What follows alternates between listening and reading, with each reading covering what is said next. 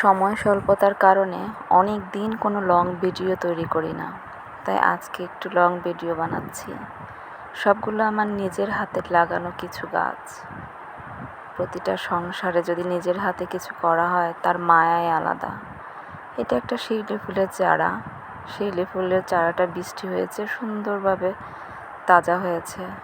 তারপরে ছিল নয়নতারা, সাদা, গোলাপি। পাশেই ছিল কিছু অজানা গাছ, এটার নাম আমি জানি না, তবু লাগিয়েছি, সুন্দর লাগে। ছিল কিছু কলাবতী গাছ। এই গাছটাতে প্রচুর পরিমাণে লেবু হয়, সেই কারণে আমার ছেলেটা লাগিয়েছে।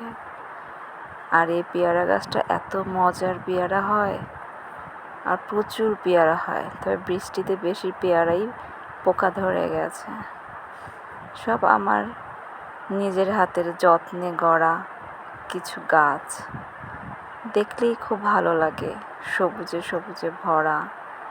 পেয়ারা গাছটার নিচে একটা ফুল গাছ লাগিয়েছিলাম, অল্প কিছু ফুল ফুটেছে।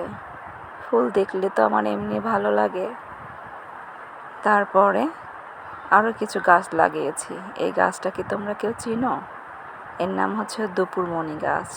দুপুরে প্রচুর লাল কালারের ফুল ফোটে, ভালো লাগে। তারপরে আছে হাসনা হেনা গাছটা। হাসনা হেনা ফুলের যখন সন্ধ্যার সময় সুঘ্রাণ বের হয়, রাস্তার মধ্যে সে ঘ্রাণ ছড়িয়ে পড়ে, খুবই ভালো লাগে। সাথে ছিল মিশিয়ে মাধবীলতা। লতাটা অনেক উঁচুতে উঠে গেছে, অনেক ফুল হয় এই মাধবীলতা গাছটাতে।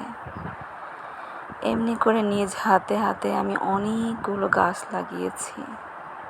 নিজের চারপাশে নিজের হাতে লাগানো গাছে যখন ফল হয়, কেমন যেন একটা শান্তি লাগে দেখতে।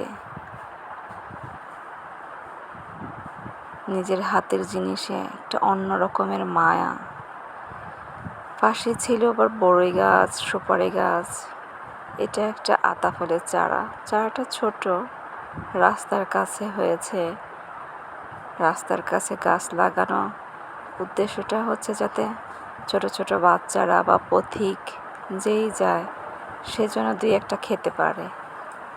এই উদ্দেশ্যে আমি বেশি বেশি করে রাস্তার কাছে কিছু ফল গাছ লাগাই, যাতে আমার মৃত্যুর পরেও সাদগা হিসেবে আমার কাছে কিছু ছোঁয়া পৌঁছায়।